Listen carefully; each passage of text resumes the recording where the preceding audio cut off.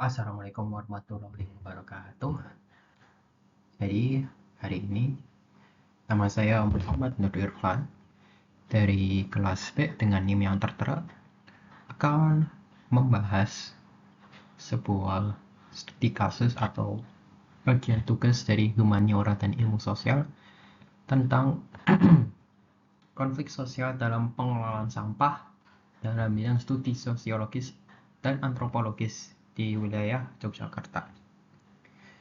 Jadi video kali ini saya akan membahas salah satu isu lingkungan yang gak hanya meresahkan tapi juga memicu banyak konflik sosial di tengah masyarakat. Jadi yaitu krisis sampah di Jogja. Kalau misalnya kamu tinggal di Jogja seperti saya atau pernah berkunjung ke sini, mungkin kamu pernah mendengar atau bahkan merasakan sendiri bagaimana persoalan sampah ini muncul ke permukaan secara harfiah dan sosial.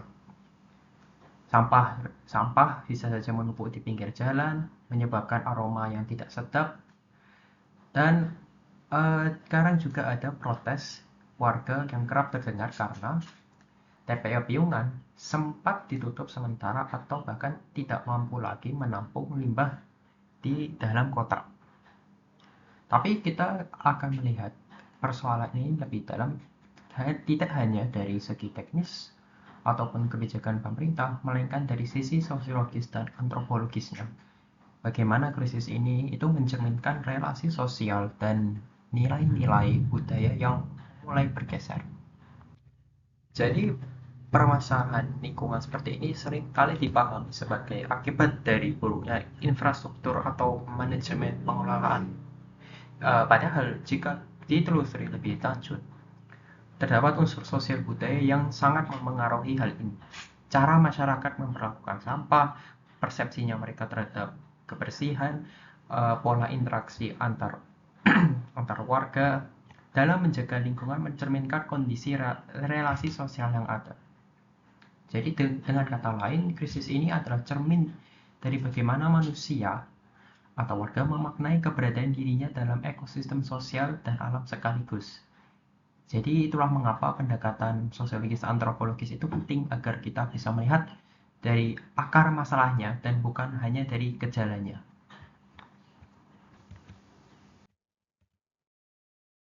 Jadi kita akan masuk saja ke bagian yang pertama, yaitu latar sosialnya dan akar dari permasalahan ini. Jadi permasalahan sampah di Yogyakarta sebenarnya sudah berlangsung cukup lama. Setiap hari kota ini menghasilkan ribuan ton sampah yang bisa saja berasal dari rumah tangga, pasar, industri kecil, dan pariwisata.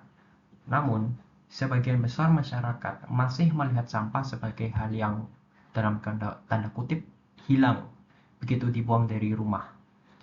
Ada semacam pemisahan psikologis ketika begitu meletakkan sampah di depan rumah atau di tong sampahnya, itu bukan lagi menjadi tanggung jawab kita lagi. Kita mengandalkan sistem pengangkutan dan pengelolaan oleh pemerintahan dari pemerintah. Namun sistem ini tuh punya batas. Misalnya ketika TPA Piungan itu ditutup sementara di sekitar pertengahan 2023, kenyataan itu langsung menghantam kita bahwa sistem pengolahan ini tuh rapuh. Jadi dari sudut pandang sosiologis, ini adalah bentuk ketimpangan peran dan tanggung jawab.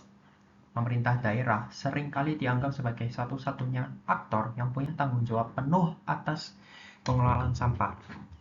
Padahal masyarakat, sektor informal misalnya seperti pemulung dan bahkan pelaku usaha seharusnya juga punya peran yang aktif. Tapi kenyataannya apa yang terjadi? Kita justru melihat adanya ketergantungan yang sangat besar dan kurangnya kesadaran kolektif. Inilah yang saya sebut dengan lemahnya modal sosial dalam pengelolaan lingkungan. Tanpa ikatan kepercayaan dan kerjasama yang kuat antara berbagai kelompok sosial, masalah ini hanya akan terus berulang. Kita juga harus mengakui bahwa ada dimensi ekonomi politik dalam hal ini. Sampah itu bukan hanya masalah lingkungan, tetapi juga sumber daya. Di banyak kota, pengelolaan sampah kini mulai diprivatisasi atau dikelola dengan skema kerjasama pihak ketiga. Artinya, Siapa yang punya kuasa dialah yang menentukan alur pengelolaan sampah. Sementara, masyarakat hanya menjadi konsumen layanan tanpa memiliki suara dalam proses pengambilan keputusan. Ketimpangan ini memperbesar jarak antara kebijakan publik dan realitas sosial. Di Yogyakarta, contoh konkret dari ketimpangan ini bisa terlihat saat kebijakan penutupan TPA Piungan yang tidak diiringi dengan solusi transisi yang melibatkan semua pihak. Warga kota frustrasi karena sampahnya tidak terangkut, sementara warga yang hidup sekitar lingkungan TPA kecewa karena terus-menerus dijadikan pihak yang harus menerima beban lingkungan. Ini menandakan lemahnya koordinasi lintas aktor dari pemerintah, warga, hingga sektor informal dalam merumuskan solusi yang partisipatif dan berkelanjutan. Kemudian kita masuk ke bagian yang kedua, perubahan budaya dan identitas kolektif. Lalu bagaimana dengan sisi antropologisnya? Di masa lalu, masyarakat Jawa dikenal sangat dekat dengan nilai-nilai hidup selaras dengan alam. Konsep seperti resik-resik atau kebersihan lingkungan bukan hanya sebuah ritual, tetapi bagian dari kehidupan spiritual dan sosial. Ada juga budaya gotong royong yang menjadikan kerja bakti sebagai momen memperkuat ikatan antar warga. Namun, kini kita bisa melihat bahwa budaya itu perlahan terpinggirkan. Di era modern yang lebih individualis dan serba instan, nilai-nilai tradisional ini tergantikan oleh efisiensi pribadi dan kenyamanan konsumtif. Krisis sampah di Piungan dalam hal ini bisa dilihat sebagai simbol dari retaknya hubungan antara manusia dan alam, serta antara manusia dan komunitasnya sendiri. Masyarakat kota menghasilkan sampah dalam jumlah yang besar, tapi yang menanggung dampaknya adalah warga yang hidup di sekitar TPA. Mereka harus hidup berdampingan dengan bau yang busuk, lalat, dan juga risiko kesehatan. Ketimpangan ini menciptakan apa yang disebut dalam tanda kutip eksternalitas sosial, di mana kerugian akibat aktivitas satu kelompok justru ditanggung oleh kelompok lain yang lebih lemah secara ekonomi dan politik. Penelitian juga menunjukkan bahwa masyarakat lokal sebenarnya masih menyimpan nilai-nilai kearifan ekologis, namun belum diberi ruang yang tepat untuk diterapkan secara sistematis. Contohnya, praktik pemanfaatan sisa makanan sebagai pakan ternak atau kompos masih dilakukan di desa-desa tertentu, tapi tidak terintegrasi dengan sistem kota. Ini menunjukkan adanya potensi rekoneksi antara budaya lama dan kebutuhan modern, asal ada fasilitasi yang tepat. Fakta menarik lainnya, dalam beberapa komunitas lokal di Yogyakarta, praktik-praktik seperti sedekah bumi atau bersih desa masih dilaksanakan, yang menunjukkan bahwa ikatan kolektif terhadap pentingnya menjaga lingkungan belum benar-benar hilang.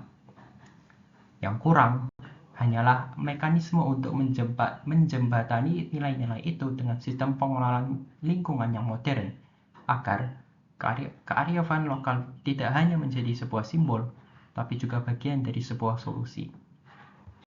Kemudian kita akan menuju ke bagian ketiga, yaitu konflik dan juga respon sosial. Penutupan TPA Piungan memicu berbagai respon. Ada warga yang melakukan aksi protes karena mereka merasa tidak pernah benar-benar diajak bicara soal perpanjangan umur TPA. Ada pula juga komunitas yang mulai mengembangkan sistem pengelolaan sampah mandiri berbasis bank sampah atau kompos. Tetapi, sebagian besar masyarakat masih bergantung pada skema lama, buang, angkut, dan selesai. Disinilah konfliknya muncul ketika pemerintah mulai mendorong program pemilahan sampah dari rumah. Tidak semua warga siap. Bahkan, ada yang menolak karena merasa itu merepotkan. Ini bukan sekedar soal teknis, tapi juga mencerminkan perbedaan nilai dan kebiasaan. Kita bisa melihat bahwa perubahan kebijakan atau teknologi tanpa adanya perubahan budaya akan sulit berhasil. Perlu ada pendekatan sosial yang lebih inklusif. Misalnya, bagaimana jika kita membangun narasi bersama bahwa pengelolaan sampah adalah tanggung jawab kolektif, bukan hanya tugas dinas lingkungan hidup, atau bagaimana menghadirkan kembali praktik-praktik lokal yang dulu sangat efektif, seperti kerja bakti atau lomba kampung bersih, tetapi disesuaikan dengan konteks kekinian. Selain itu, perlu dicatat bahwa konflik ini seringkali diperburuk. Konflik ini seringkali diperburuk oleh kurangnya komunikasi publik yang transparan. Banyak warga yang merasa tidak punya akses terhadap informasi terkait kebijakan pengelolaan sampah. Akibatnya, muncul ketidakpercayaan terhadap pemerintah yang berdampak pada rendahnya partisipasi masyarakat. Jadi, menguatkan saluran komunikasi yang terbuka dan partisipatif bisa menjadi kunci mengurangi ketegangan sosial di masa depan.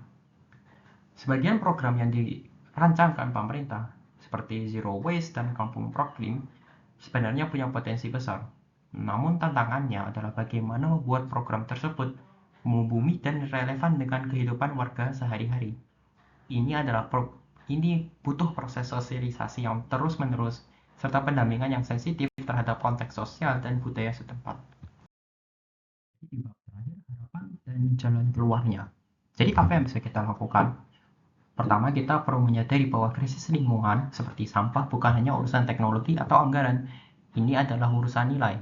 Tanpa perubahan cara berpikir, tidak akan ada perubahan perilaku. Kedua, pendekatan pengelolaan lingkungan harus melibatkan masyarakat sebagai aktor utama, bukan sekedar objek kebijakan. Pemerintah perlu mendengarkan warga, memfasilitasi ruang dialog, dan memberi dukungan bagi inisiatif lokal. Ketiga, kita juga bisa mulai dari hal kecil, mengolah sampah rumah tangga dengan memilah organik dan anorganik, mengurangi penggunaan plastik sekali pakai, dan mendukung program bank sampah di sekitar lingkungan kita. Lebih dari itu, kita juga bisa menghidupkan kembali semangat kolektif dengan menjadikan isu lingkungan sebagai pemersatu masyarakat, bukan pemicu konflik. Krisis sampah di Yogyakarta hanyalah satu contoh dari bagaimana masalah lingkungan bisa membuka tabir persoalan sosial yang lebih dalam. Dan justru dari sana, kita juga bisa mulai membangun kembali bukan hanya sistem yang lebih baik, tapi juga masyarakat yang lebih peduli, adil, dan selaras dengan lingkungannya. Terima kasih sudah menonton video saya. Mohon maaf atas kesalahan dan kekurangannya. Wassalamualaikum warahmatullahi wabarakatuh.